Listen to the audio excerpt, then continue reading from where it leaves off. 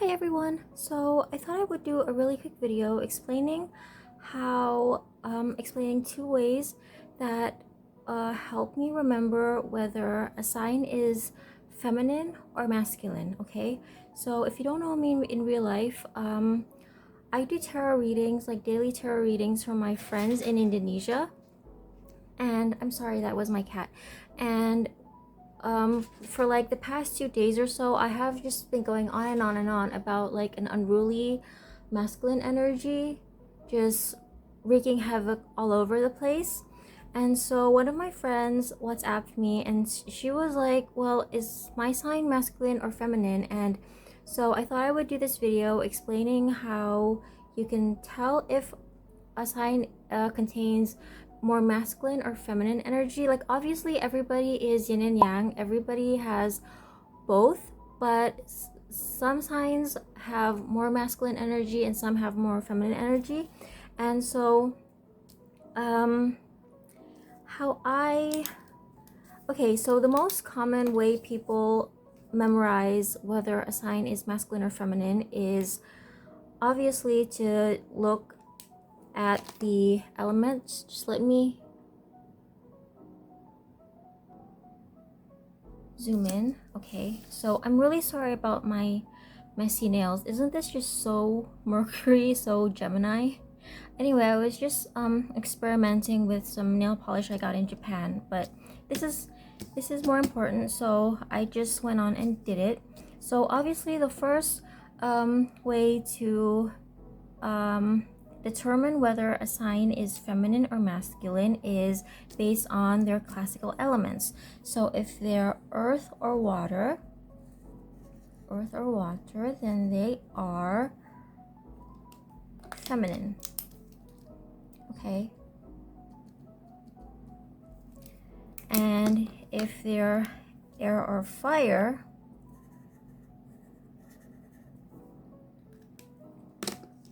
they are masculine. Easy peasy. You just need to know which signs are which element.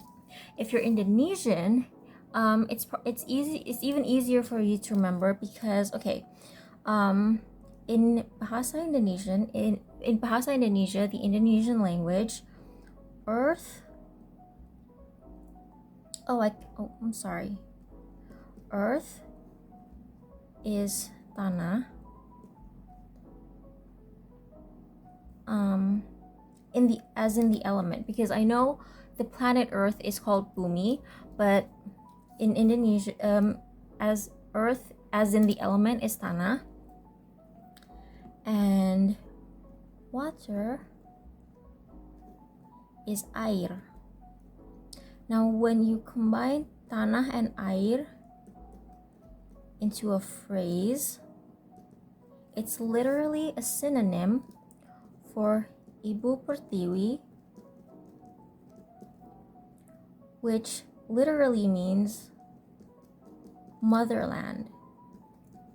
So if you're Indonesian, that's one way to remember it. So basically any earth and water sign is automatically feminine because it's motherland, and everything else is masculine. But here's how I like to memorize the which signs are masculine and feminine, and this is just what works for me. So this is the second way to memorize which signs are feminine or masculine. So as we know, each sign rules a house, or does the house rule the sign? Anyway, each sign is associated with a house. So Aries would be associated with the first house, Taurus is the second, Gemini is the third, and so on. Bear with me while I do this. I have to like number all the signs because I'm making this video for my friends, so my friends can figure out if their sign is masculine or feminine just by watching this video without having to check their houses. Okay. So every sign is associated with a house. Okay. And here's how I remember it. Basically, anytime a sign is associated with an odd number,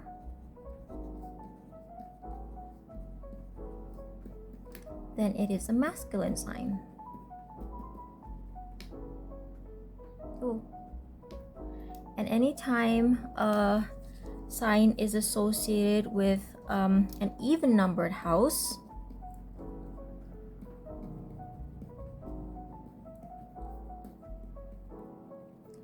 then it is a feminine sign. So there's that. I personally find it easier to memorize which signs are masculine and feminine based on the house numbers, just because that's just how my brain works. Once you associate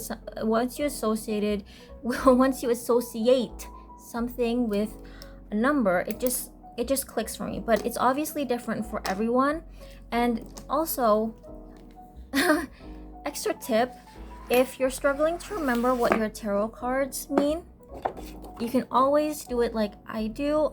So I just memorize the numerological meanings for every number, and then I multiply that by the energies of the suit's elements. I hope that makes sense. Okay, so for example, number 2 is partnerships, and then multiply that by the water energy emotion, so emotional partnership. So there's that. If you'd like me to do an in-depth video on that, I could do that as well, though I think I covered that in just the couple of few seconds that I explained that to you. But yeah, so I hope that helped. Whether you're English speaking or any language speaking, because numbers are universal, you don't have to speak a certain language. But if you're Indonesian, you can also use the motherland analogy.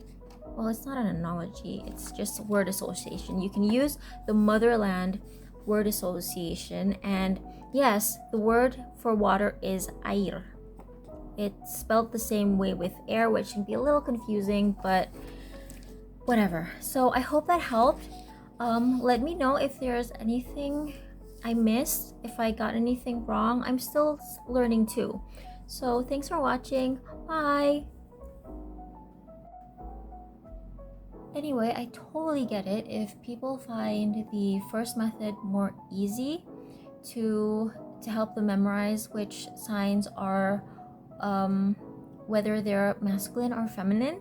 But because I know it's just one step, you just have to know what element it is, and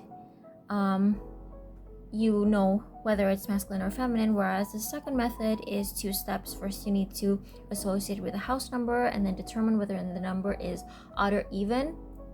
But everyone's just different. Do what works for you. So yeah, I hope that helped. Bye. Thanks for watching.